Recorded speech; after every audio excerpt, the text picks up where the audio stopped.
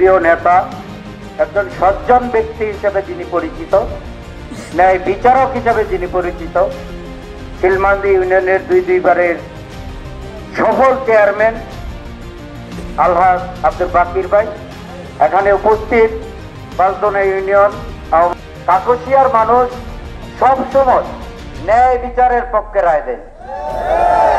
বিগত যতগুলো নির্বাচন আমি এখানে পাঁচদোনা ইউনিয়নে সম্পৃক্ত ছিলাম, আমি দেখেছি এই কাকসিয়ার জনগণ সবসময় সঠিক এবং ন্যায় বিচারের পক্ষে রায় দিয়েছিলেন।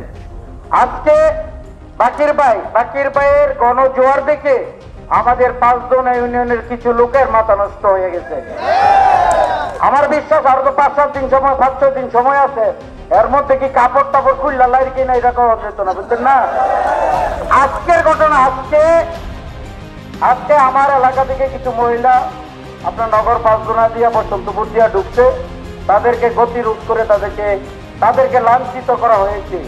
আমি আপনাদের সামনে বলতে চাই, আর কোনদিন যদি আমার কোনো কর্মীর উপরে, আনারসের কোনো কর্মীর উপরে পাঁচদোনা ইউনিয়নে তাদের প্রতিরোধ করার চেষ্টা করা হয়, আমি নিজে আপনাদের সামনে দাঁড়িয়ে তাদেরকে প্রতিরোধ করবো।